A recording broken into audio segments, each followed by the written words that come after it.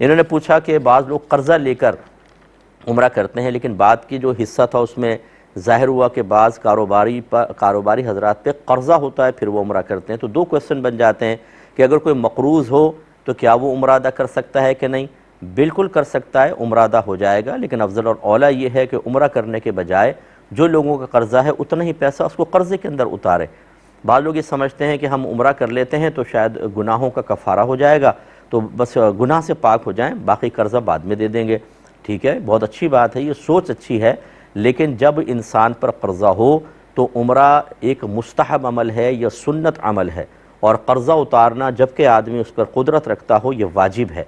اور خصوصاً جب سامنے والا مطالبہ کر رہا ہو۔ اب اس کو پیسے نہیں دے رہے، عمرہ کرنے چلے گئے، غلط ہے، پہلے فوراً سے پیشتر اپنا قرضہ اتاریں، چاہے اس عمرے کے پیسے سے پورا قرضہ نہ اتر سکے،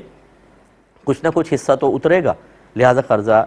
مطلب جب تک باقی ہے قرضے میں پیسہ لگائیں، عمرے پہ نہیں۔ دوسرا حصہ یہ ہو سکتا ہے کہ جی میرے پاس پیسہ نہیں ہے، قرضہ لے کر عمرہ کر سکتے ہیں کہ نہیں؟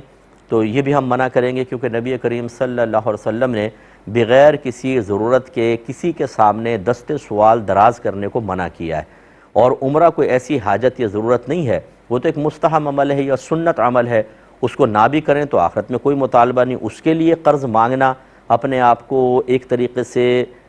نیچے لیول پر لے کر آنا، کیونکہ جب ہم کسی سے قرضہ لیتے ہیں تو یقیناً اس سے تھوڑا سا دب جاتے ہیں۔ الاحسان یقطع اللسان، یہ بھی مقولہ ہے کہ احسان زبان کو کاٹ دیتا ہے۔ جس سے آپ نے قرضہ لیا اس کو نیکی کا حکم نہیں کر سکتے، اسے برائی سے نہیں روک سکتے، تو خواہ مخواہ بلا ضرورت قرضہ لے کر عمرے کرنے کی اجازت نہیں ہوگی۔ اس میں صبر کرے آدمی، اگر اس کے پاس پیسہ نہیں ہے، لیکن قرض لے کر عمرہ نہ کیا جائے۔